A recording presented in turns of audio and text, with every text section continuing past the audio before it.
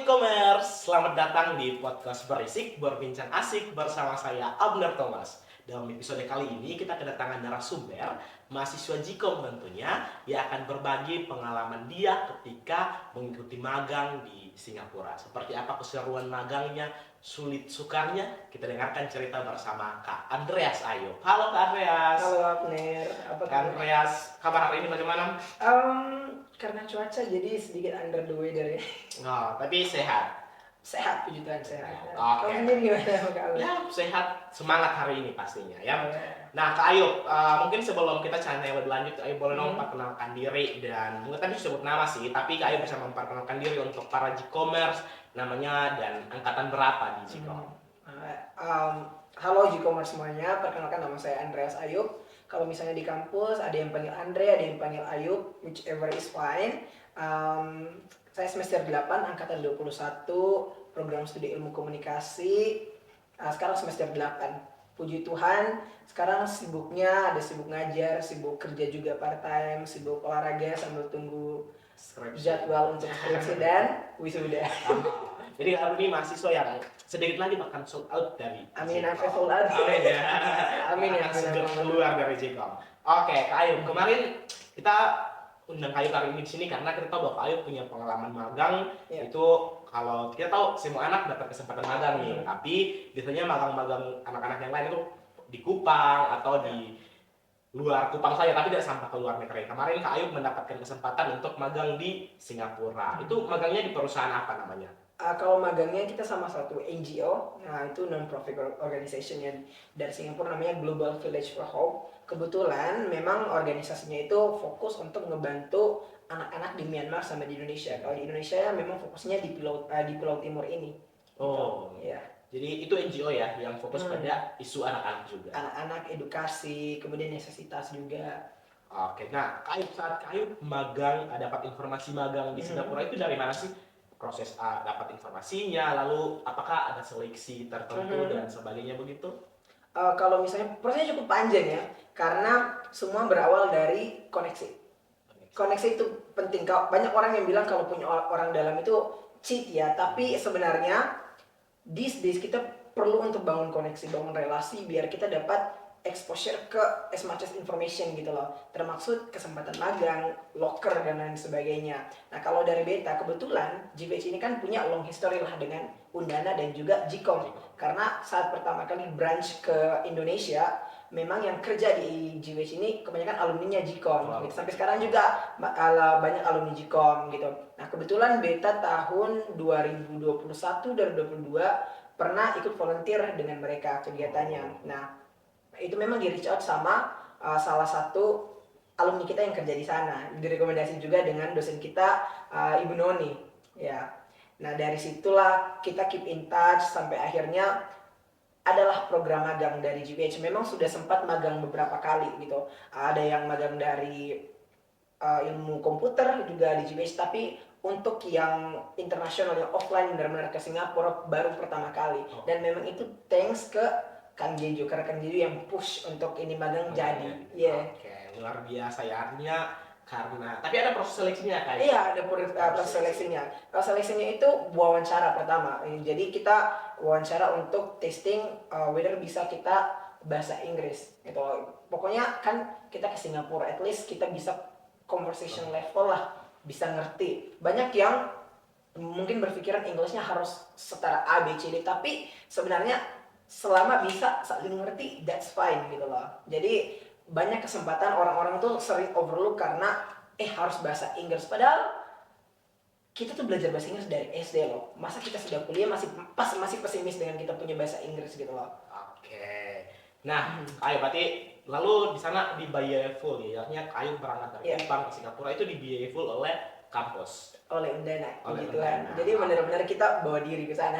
Oke, luar biasa, kesempatan menarik nih teman-teman. Jadi kalau teman-teman ada info magang di luar negeri, cepatan daftar, pasti dibiayai full perjalanan teman-teman dan juga biaya hidup teman-teman di sana. Nah, Kak Ayu, saat Kak Ayu magang di sana itu tugas tanggung jawab yang didapat itu apa saja? Banyak ya kalau tugas tanggung jawab, tergantung kita hari ini kemana. Nah ini kan kita punya magang pertama sama GBH. GBH juga lagi susun dia punya program kerja biar sesuai dengan kebutuhannya kita. Karena selama kita ke sana, selama kita magang, selalu ada 3 pikiran yang ditanamkan ke kita. Nah, dari ini magang nanti apa yang akan kita bawa untuk diri sendiri, apa yang akan kita bawa balik untuk Undana, dan apa yang akan kita bawa balik untuk kita punya prodi. Selalu itu semua yang selalu ada di pikiran. Jadi apapun kegiatan-kegiatan yang kita buat, harus kita bisa bawa 3 itu hal untuk bekal pulang. Nah, kalau untuk job desk sendiri sangat banyak karena kita tuh bukan cuma satu stagnan, hari ini ke office buat A, B, C, D habis, tapi kebanyakan tuh kita di luar. Kita tuh benar-benar ke office tuh cuma 4-5 kali. Plus jaraknya cukup jauh juga dari tempat kita tinggal. Kita tinggal tuh mungkin setengah jam kalau dengan kereta. Belum kita harus jalan kaki. Kita kan pakai public transport ya di sana. Public transport itu dari hostel ke MRT, terus dari MRT ke MRT tempat kita perginya di office, baru kita jalan kaki lagi. Belum kalau kita nyasar. Dan nyasar itu hampir ya. Karena kita itu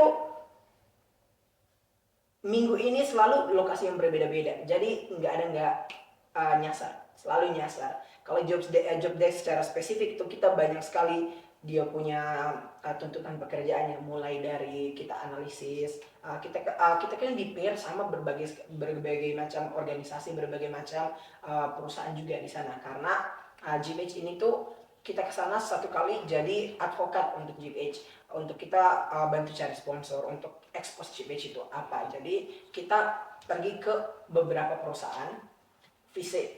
Kita pergi mungkin 4-5 perusahaan gitu.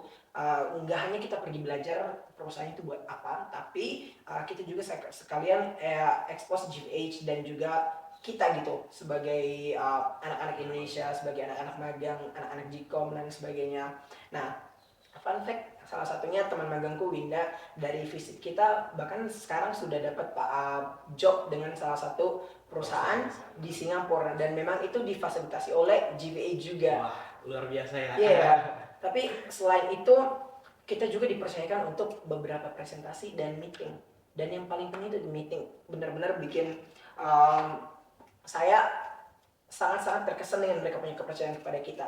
Karena salah satu agenda besar dari GBH kemarin dari kita magang adalah kita bangun kerjasama dengan salah satu international charity foundation di sana, namanya Singapore International Foundation. Ya, jadi karena SIF ya namanya, mereka punya similar project dengan GBH. Jadi kita pengen kasih exposure soal GBH dan juga program yang tadi sama ke mereka, biar nanti kalau mereka buat lagi projectnya bisa kerja sama dengan kita. You see the thing is, di SIF sekarang lagi transisi. Jadi setiap 5 tahun itu mereka punya break time untuk buat lagi mereka punya program kerja 5 tahun ke depan seperti apa. Jadi kita benar-benar datang di saat yang tepat untuk kasih exposure kita sendiri. Sebenarnya yang pergi itu adalah representasi GBH yang dari Kupang, Kagio. Tapi karena Kagio nggak bisa waktu itu, akhirnya yang dipercayakan Beta sama Winda untuk yang benar-benar kita meeting sendiri. Jadi kita pergi meeting bertiga saja dengan representasi dari SIF, Beta dan Winda. Itu kita presentasi sendiri, kita meeting sendiri. Oke, luar biasa. Jadi pada intinya kerjanya Ayub dan teman magang di sana itu adalah kerja lapangan dan dipercayakan untuk ada dalam beberapa rapat meeting-meeting tertentu. Nah, menarik nih Ayub. Jadi gimana sih budaya kerja orang Singapura? Budaya kerja. Sampai kita pulang kita belum bisa keep up dengan pace budaya-budaya kerja di Singapura. Karena di sana tuh sangat hektik. Kalau kalian tahu pace kota yang sudah sangat sibuk, di sana lebih lagi. Kita benar-benar nggak bisa nafas. Ya sih, GBH kan itu orang-orang di dalamnya banyak kan volunteer. Orang-orang yang punya kerja in daytime kan. Jadi kita harus sesuaikan dengan jam kerjanya dengan mereka di sana. Jadi jam kerja kita tuh mulai dari jam 10 pagi sampai jam 10 malam. Bisa, tergantung ya. Mungkin dari jam 12 sampai jam 10 atau jam 1 sampai jam 10. Tapi memang agak siangan gitu ya, karena pagi kan semua kerja. Nah, kita sampai pulang itu benar-benar tidak bisa mengadaptasi dengan jam tidur, jam segala macam, karena tiap hari jadwalnya beda-beda. Hari ini mungkin kita bisa start dari jam 8, besok kita bisa start dari jam 12. Pulang tergantung kita lokasi dekat atau jauh. dan lokasi selalu berpindah-pindah. Tapi sejauh itu masih aman lah ya. Masih aman, kita berhasil buat koneksi juga dengan orang-orang di sana, which is pretty good ya, dapat reward tersendiri. Lah, jadi masih tetap aman ya, lancar-lancar juga malamnya sampai akhir. Kalau masyarakatnya sendiri gimana tuh? Masyarakat Singapura? Secara apa dulu masyarakat? Secara umum aja nih, secara umum. Secara umum, kalau secara umum kebanyakan kita kalau melalui magang ketemunya dengan kebanyakan orang-orang Chinese ya, karena memang mentor kita semuanya orang-orang GBH, kebanyakan memang orang-orang Cina, ya, Singapore Chinese gitu. Tapi di sana tuh banyak, ada orang-orang Melayu juga banyak, orang-orang India juga banyak. Nah, yang paling take away dari sini adalah kalau misalnya kamu di MRT dan kamu dapat lihat orang yang berbicara di MRT, kemungkinan besar itu orang bukan orang Singapura, turis. Karena orang Singapura tidak ada yang ngomong dalam kereta, silent all the way gitu. Jadi kalau mereka nggak ngomong, apa yang mereka buat? Minding their own business, I guess. Dengar lagu, buka HP. Kalau ada yang omong-omong teriak, orang Indo. Kebanyakan orang Indo atau turis. Kalau misalnya kamu keluar dapat lihat keluarga dengan anak, kemungkinan bukan orang Singapura, turis. I don't know why, but it's just it.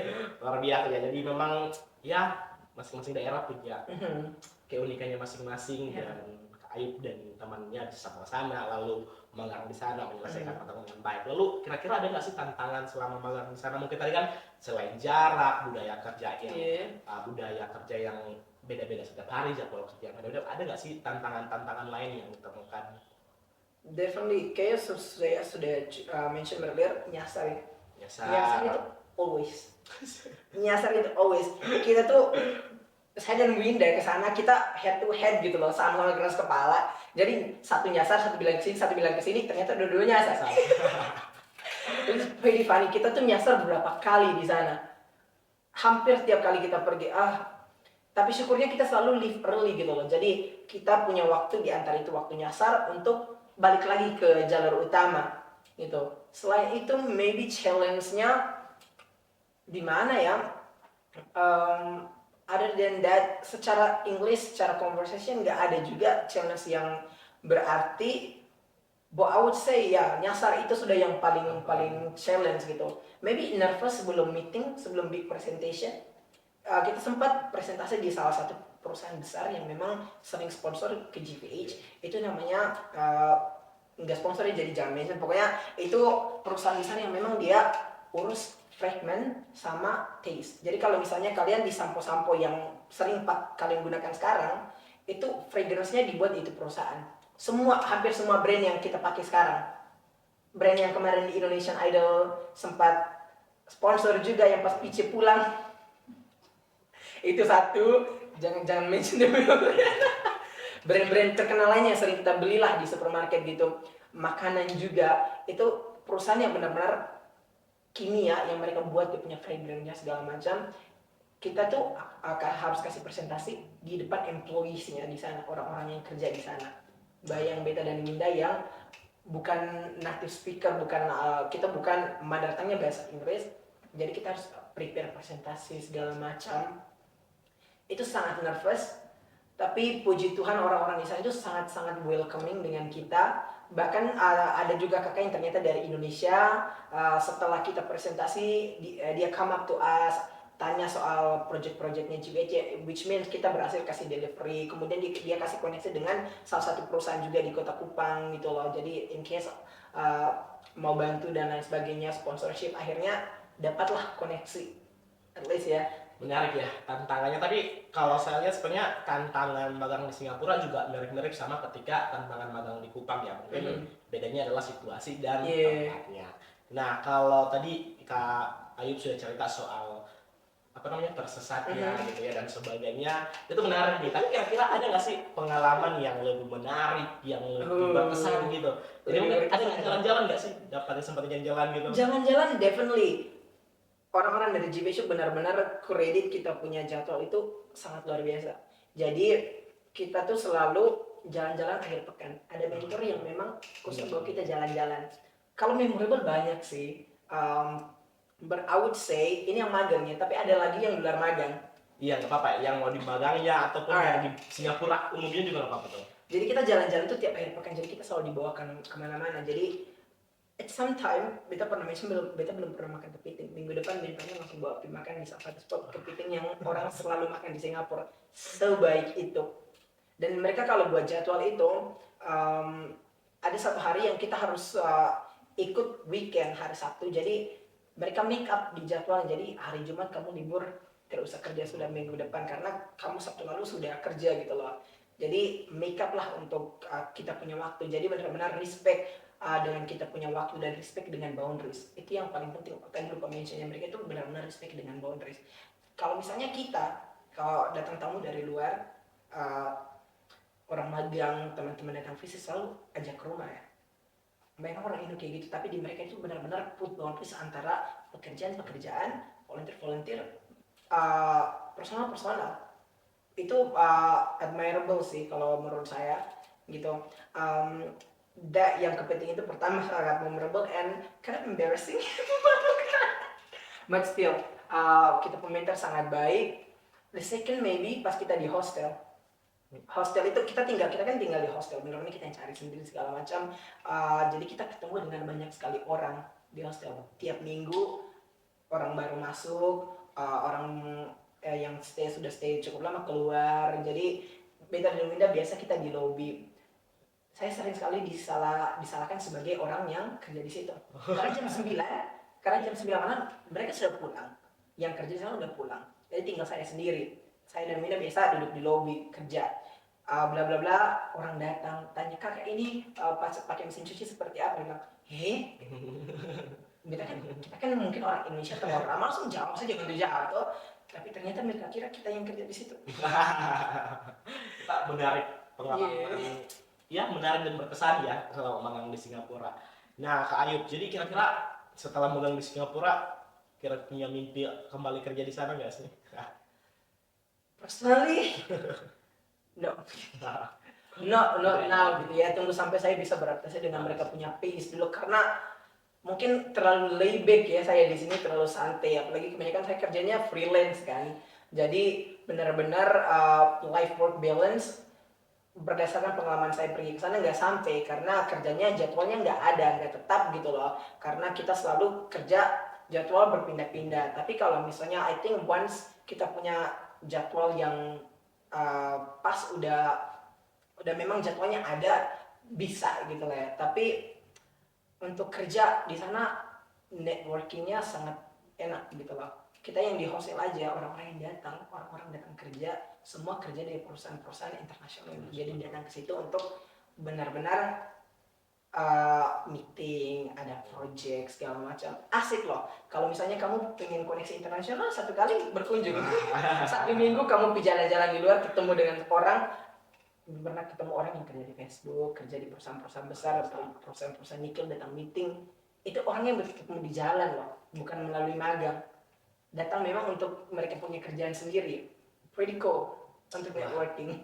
Luar biasa nih. Jadi semoga dari ceritanya Kak Ayub hari ini, para G-commerce semua yang lagi mempersiapkan diri untuk magang, karena bakal ada magang lanjutannya, karena katanya udah ada kerjasama ya. Iya, GBH udah punya MOU dengan Gcom, dengan Unan dan Gcom. Kalau misalnya teman-teman anak Gcom yang nonton, kalau misalnya punya project sosial segala macam, feel free untuk kontak GBH, karena biasa kasih sponsor juga.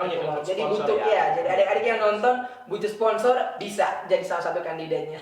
Oke, dan bisa minta bantuan Kak Ayub untuk feel free menghubungkannya. Oke, terima kasih Kak Ayub untuk cerita menarik hari ini. Kita sudah ada di penghujung, kita sudah banyak tanya dengan Kak Ayub hari ini, dan mungkin di akhir sesi kita mau dengar tips dari Kak Ayub buat mahasiswa semuanya, G-commerce semuanya yang lagi mempersiapkan diri untuk magang. Tips dari Kak Ayub untuk persiapan diri mahasiswa magang. Pertama, number one, definitely networking. Jadi kamu harus kenal dengan banyak orang, jangan jadi pemalu gitu loh. Kamu kemanapun senyum saja udah jadi modal untuk kamu bisa connect dengan orang. Kemudian kita kan public speaking harus bisa, anak Gcom public speaking harus bisa lah, jangan malu-malu, semua bisa public speaking. 3, in terms of bahasa Inggris ataupun bahasa apapun yang kalian masih rasa belum berkembang dan sebagainya, jangan takut untuk ekspor, jangan takut untuk ini speak up gitu loh. Kalau misalnya ada teman-teman yang bilang nggak bisa bahasa Inggris, ingat kalian semua mahasiswa belajar bahasa Inggris dari SD, bahasa Inggris kecil anak bukan berarti kalian tidak mengerti, kalian ngerti, tapi jangan pesimis saja. Semua orang bisa kok. Bisa. Yang penting percaya diri saja. Dan kalau di tempat magang apa sih yang harusnya disiapkan oleh mahasiswa? Jadi mungkin dari segi apa ya, persiapan untuk masuk kerjanya, dapat job desk-nya gitu, ada nggak sih saran dari Kak Ayub? Jadi adaptable saja. Adaptasi ya. Ya, kamu harus bisa adaptasi dengan keadaan apapun gitu loh. Tapi tetap ya harus perhatikan kalian punya boundaries. Kalau kalian punya boundaries, kalau misalnya sesuatu sudah datang dan kalian punya boundaries tidak bisa, tetap harus berdiri tegak dengan kamu punya boundaries. That one, tapi tetap lihat juga ya dia punya batasannya. Kalau kalian beradaptasi dalam kerja, dalam magang dan lain sebagainya, beradaptasi, tapi tetap perhatikan kalian punya boundaries dan juga boundaries secara fisikal ataupun secara mental. Oke. Oke, terima kasih Kak Ayub untuk sarannya, dan jika semua Sama-sama. jangan lupa catat tips dan trik dari Kak Ayub ketika teman-teman mempersiapkan diri untuk magang. Sekali lagi terima kasih Kak Ayub untuk kehadiran hari ini, dan para Jikomers semua yang menonton jangan lupa like, komen, share, dan subscribe channel YouTube Jikom Undana agar teman-teman tidak ketinggalan episode podcast Berisik. Sekian episode podcast Berisik hari ini, berbincang asik bersama saya Abner Thomas. Terima kasih dan sampai jumpa.